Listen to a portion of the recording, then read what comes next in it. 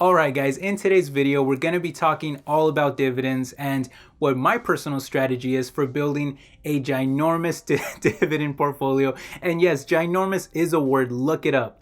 3 syllables, ginormous, adjective, the only clickbait word on YouTube left that hasn't been used yet to describe the size of a dividend portfolio. See, I told you it's a word. Anyway, if you guys enjoyed the video, make sure you hit the like button, subscribe if you haven't already. I'd love to have you on here. We talk all about stock market investing. And with all that said, let's go ahead and get started.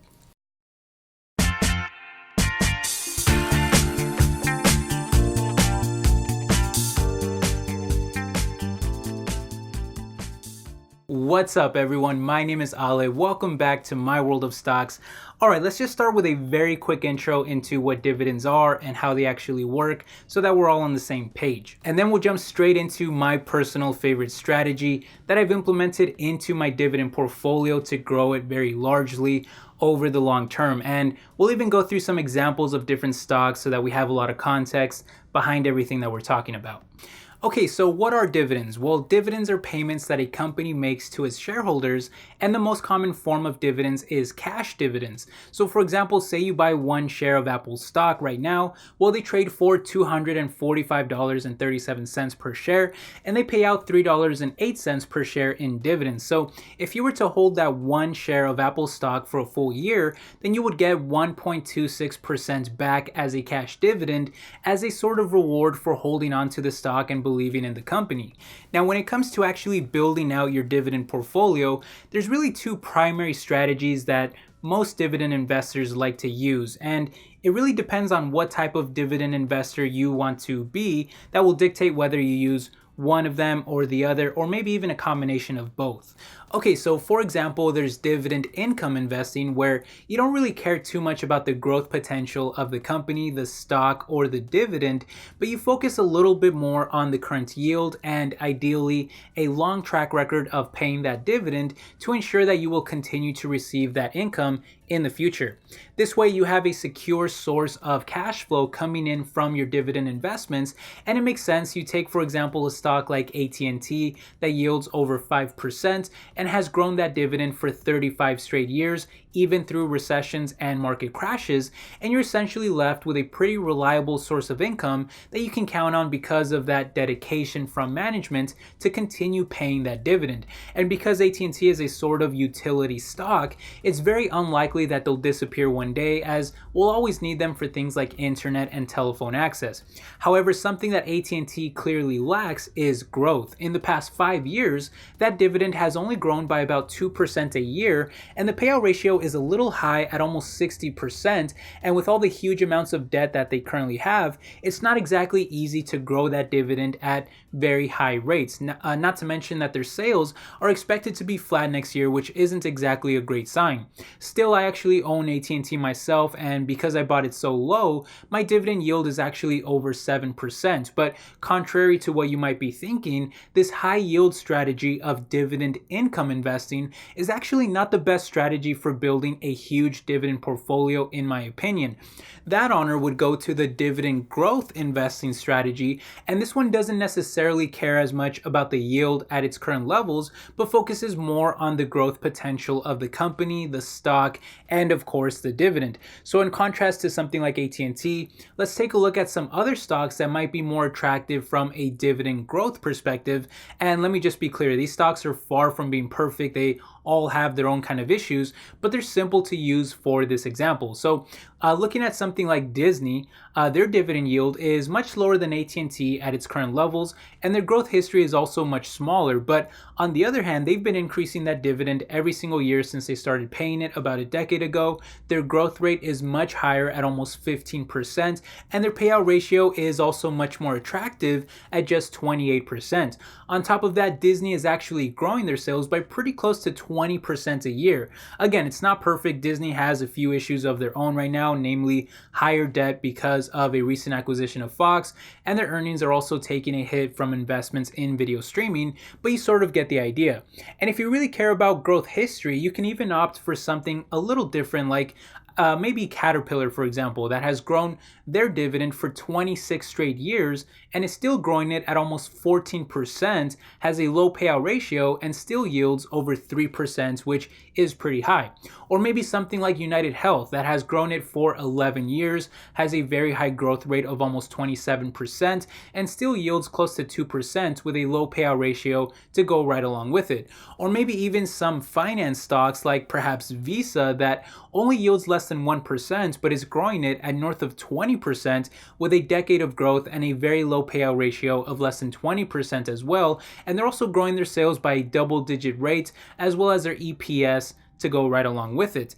I even like Nvidia, even though most people laugh at them for having such a low yield, but the payout ratio is also extremely low, and they've been growing that dividend since they started paying it at almost 15%, and I really believe that Nvidia will be a much larger company in the future. Skyworks Solution is also looking pretty good at almost 2% yield, has a low payout ratio, and about 22% growth over the past 3 years. And while their business is struggling right now, they have a lot of potential in the future because of 5G.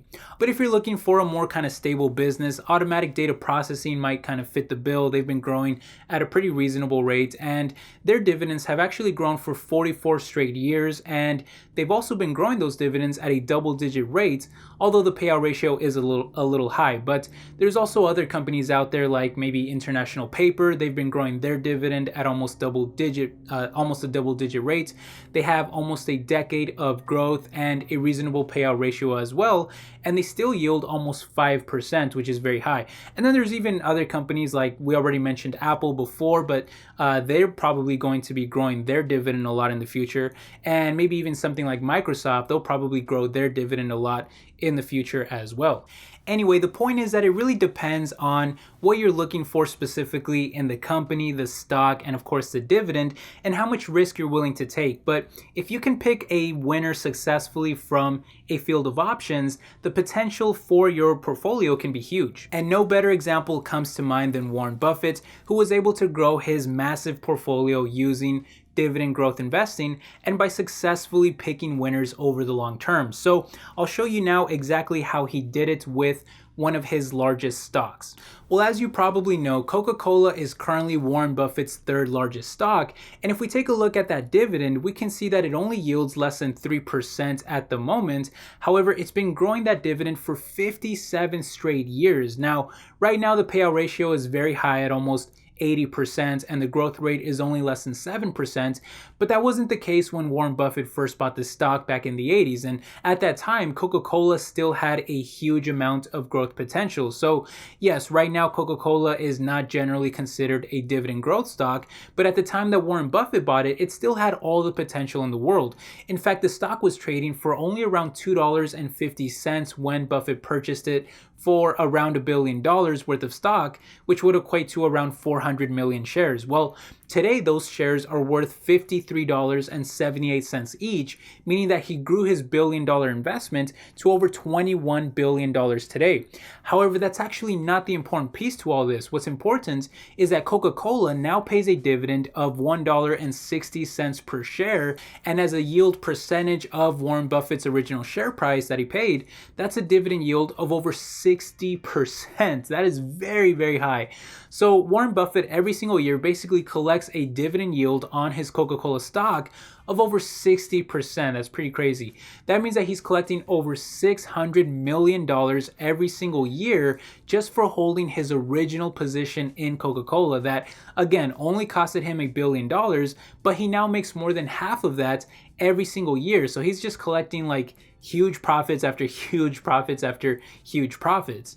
And that's ultimately where the power of dividend growth investing lies. Now, of course, people like you and me can't just spend like $1 billion so that we can collect $600 million in the future. But what we can do is we can absolutely get to a point where we are collecting dividend yields of 60% or more. I mean, there's really no barrier to that. You can get to that with any amount of money.